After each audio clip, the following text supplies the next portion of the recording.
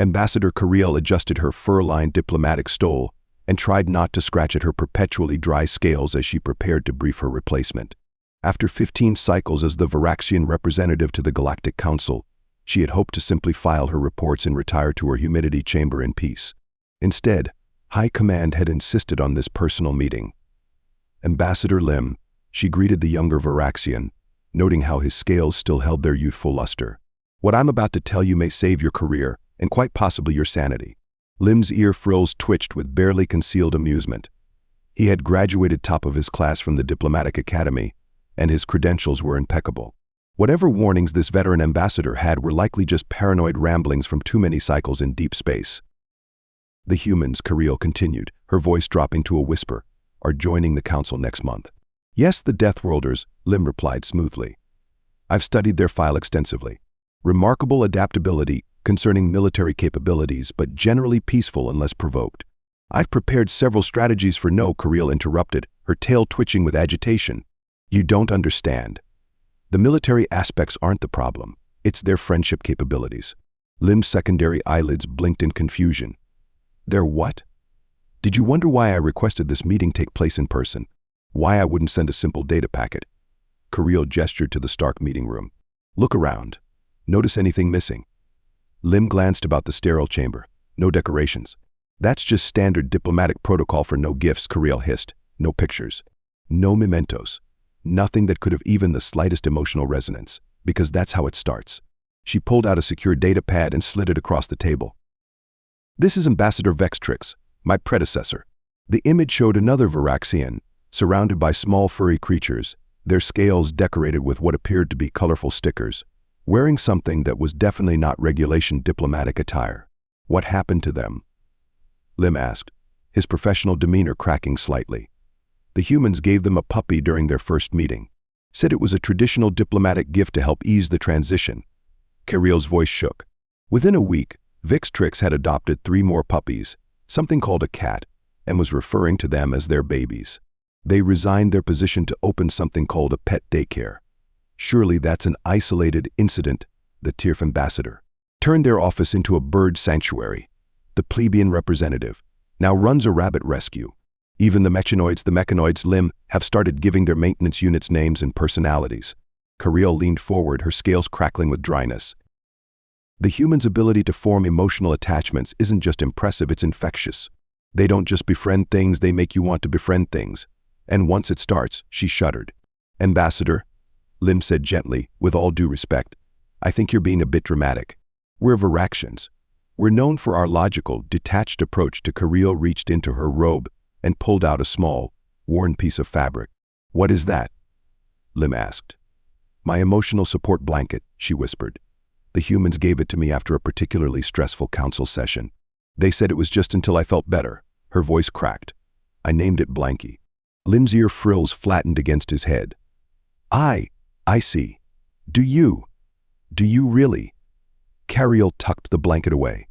Here are the official protocols: no accepting gifts, no attending human social functions, no looking at pictures of their pets. And most importantly, never let them show you something called cat videos. She stood, gathering her dignity. The humans are wonderful allies, brave, innovative, loyal to a fault. But their friendship is a force of nature, Lim. It changes you. And once you start caring about things, you never stop.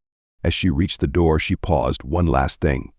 If they try to give you something and say it reminded me of you, run. Run as fast as you can.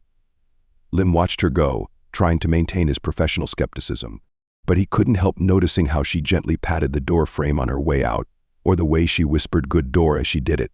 Perhaps, he thought, it wouldn't hurt to review those protocols one more time. Ambassador Lim stood rigidly at the diplomatic reception area, his scales freshly oiled and polished to a professional sheen. The warnings from Ambassador Kirill still echoed in his mind, but he dismissed them as the ramblings of someone who'd spent too much time in space. After all, how dangerous could friendship be? The airlock cycled, and Lim's ear frills instinctively flattened against his skull. The human delegation wasn't alone. Ambassador Lim, the human lead representative, Carla Segmis, stepped forward with a warm smile. We're so honored to Maxwell. No jumping. Lim watched in horror as a massive quadrupedal creature with rippling muscles and gleaming teeth bounded around the reception area, its tongue lolling out. According to his briefings, this was a Great Dane, a descendant of Earth's apex predators. "Sorry about that," Carla laughed, holding the beast back with one hand. "Maxwell's just excited to make new friends. He's our emotional support dog." Emotional support? Lim's secondary eyelids blinked rapidly. "You require predator support for your emotions." "Oh, not just Maxwell." Carla gestured to her team. One held a small container with something called a hamster. Another cradled what appeared to be a miniature apex predator, a cat, if his briefings were correct. A third had a tube containing what his threat assessment systems identified as a constrictive serpent. "These are our therapy animals," Carla explained. "They help reduce stress during long-space journeys. Would you like to pet Maxwell?" That won't be necessary," Lim managed, backing away slightly. He needed to maintain professional distance. He would not become another Veek's tricks. The meeting proceeded to the station's main conference room, where Lim noticed something disturbing. The humans kept stopping to chat with maintenance robots. "Hello, beautiful." Carla cooed at a cleaning drone. "Keeping our floors spotless, aren't you? Such a good job." The drone, which Lim had never once considered as anything but a simple machine, beeped and did a little spin. "Oh my goodness, did you see that?" Carla turned to Lim, her eyes wide. "It danced. We should name it." "Ambassador Segmes," Lim said stiffly. "That is a Class 3 maintenance drone. It is programmed to acknowledge verbal input. It does not need a name. Nonsense. Look at those sweet little brushes. I'm calling it Sweepy." To Lim's horror, the drone beeped again and began following them down the corridor. By the time they reached the conference room, Lim's professional demeanor was severely tested. He'd watched the humans name 2 security drones, Bouncer and Buddy, wave at all the external cameras, "Hello, watchful friends," and speak soothingly to a door that was having a rough day because it squeaked. "Would anyone like coffee?" Carla asked as they settled in. "The coffee maker here makes the best lattes." "Don't you, Steve?" Lim froze. "Steve? Oh yes, all the best coffee makers are named Steve. It's like a law or something." Carla winked. Lim found himself staring at the coffee maker. It did have a certain personality to its design. The way it sat there, ready to serve, faithful and no. No. He was not going to anthropomorphize a beverage dispenser. He was a Varaxian diplomat, trained in the arts of logical discourse and emotional distance. "Ambassador Lim?" Carla's voice broke through his thoughts. "Steve wants to know if you'd like a drink." "Ah yes," he heard himself say. "Thank you, Steve." The coffee maker beeped happily. As Lim sipped his perfectly prepared beverage, he realized with dawning horror that Ambassador Kirill had been right. He was already compromised. Even now, he could feel an irrational urge to pat Steve and tell him what a good job he'd done.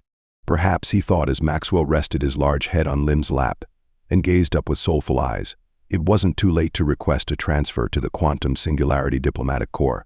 After all, how could anyone possibly form an emotional attachment to a black hole? The humans, a treacherous part of his mind whispered, would probably find a way. Lim was having a perfectly logical day when the station's alert system activated.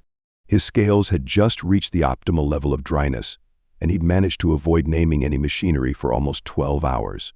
Warning: station core containment failure imminent. Emergency evacuation protocols initiated. The diplomat's ear frills twitched as he processed the situation. The station's core was destabilizing, which meant approximately 18 minutes until catastrophic failure. More than enough time for an orderly evacuation of essential personnel and dignitaries. Then he heard the humans. "We have to save them." Carla Segmus's voice echoed through the corridor. Lim poked his head out of his office to see the human ambassador sprinting past, her arms full of various therapy animals. "Save who?" he called out, against his better judgment.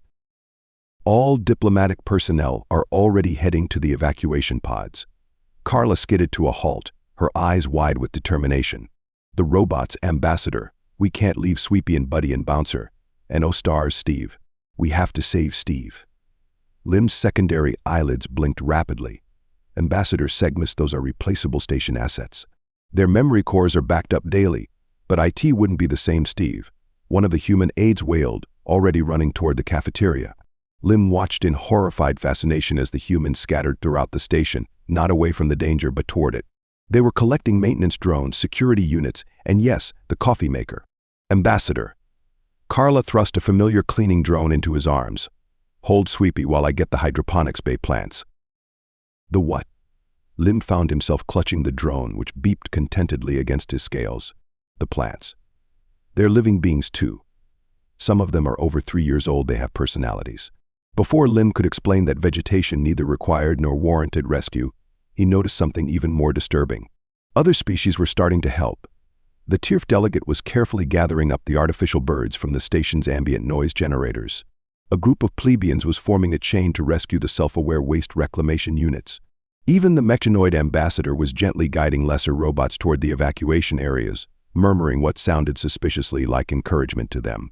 "This is madness," Lim muttered, yet he found himself unable to put Sweepy down. The drone had served the station faithfully for years, after all. It wouldn't be right to. He groaned. The human friendship infection had claimed another victim. 13 minutes to core containment failure, the station AI announced. "Don't worry, Hal, we're coming for your primary processors too," Carla shouted, now somehow carrying 3 plants, a terrarium of arachnids, and what appeared to be a very confused waste disposal bot. Lim watched as is ordered. Logical world dissolved into chaos. Humans were daisy-chaining power supplies to preserve robot consciousness. The HYF ambassador was singing soothing songs to the station's ventilation system. A plebeian engineer was crying while cradling a toaster. And in the midst of it all, Carla Segmus was organizing it with military precision. Maintenance bots to evacuation pod 3. Garden units to pod 7. Someone please make sure Steve is properly cushioned. He gets anxious during space flight. The most terrifying part, it was working. The evacuation was proceeding with remarkable efficiency, as species that normally barely tolerated each other worked together to save everything the humans had taught them to care about. 3 minutes to core containment failure, the AI announced, its tone somehow tinged with anxiety. "Almost done." "Hal," Carla called out cheerfully. "Ambassador Lim, would you be a dear and help me carry Hal's backup servers? They're heavy, and I don't want them to get lonely in transit." Lim looked down at Sweepy, who beeped hopefully up at him. His scales were completely dry from stress, his diplomatic training was in shambles, and he was fairly certain he'd just promised to water someone's evacuated fern. Of course, he heard himself say, "We can't leave anyone behind." Carla beamed at him. "See? You're getting it. Friendship is magic." As Lim helped load the last of the station's surprisingly numerous essential personalities into the evacuation pods, he realized Ambassador Kirill hadn't warned him about the most dangerous part of human friendship. It wasn't that it was infectious.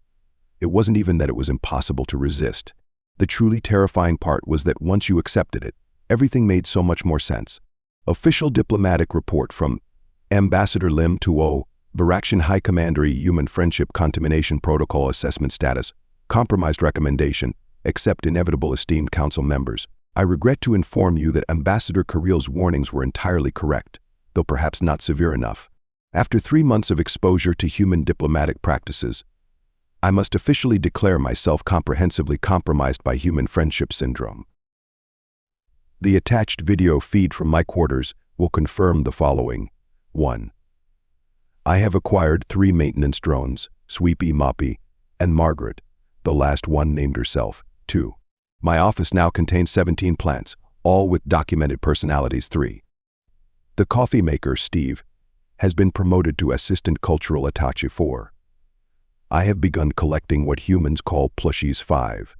I find myself unable to pass a robot without saying hello. Most disturbingly, I have started to understand human logic. When asked why they name inanimate objects, I used to be baffled. Now I find myself explaining to junior diplomats that, of course, the waste reclamation unit is called Herbert. Have you seen the way he methodically sorts the recyclables? Such a Herbert thing to do. The station incident last month, see Appendix A, the Great Robot Rescue, should have been a warning sign. Instead, it has become a model for cross-species cooperation.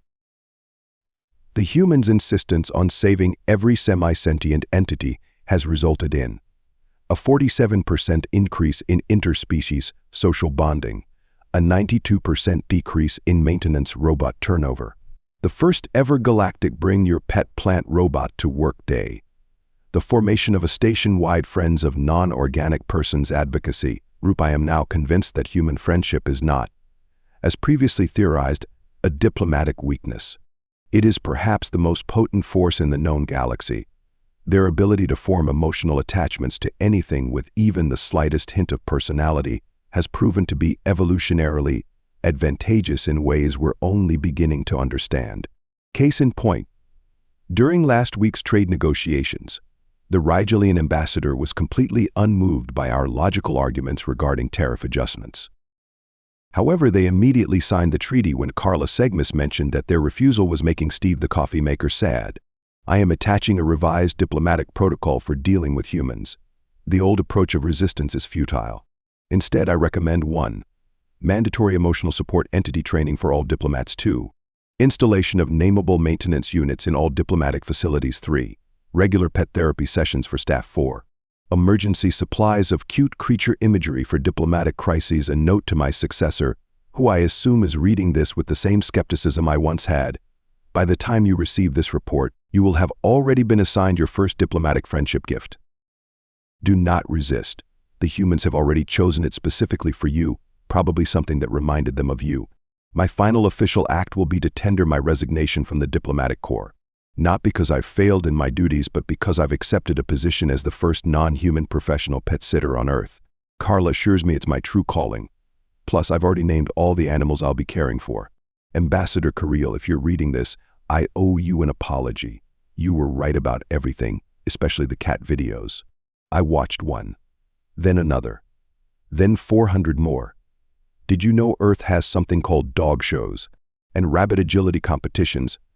There's so much more to learn. To my replacement, your office comes with a small succulent plant. I call him Frederick. He likes classical music and being told he's a good boy. Please take care of him. With newfound emotional attachment, Ambassador Lim, currently cuddling Sweepy while watching puppy videos. PC humans have a saying, resistance is futile, but friendship is forever. I finally understand why they laugh when they say it. PPS, I may have also adopted something called a guinea pig. Her name is Ambassador Fluffington III, and she has already shown more diplomatic promise than most of my former colleagues. Thank you so much for listening to this story. I hope you enjoyed it. Be sure to leave it a like and to subscribe if you'd like to see more. Feel free to comment and share it as well. With all that said, go on and check out the video in the top left. I think you might like it.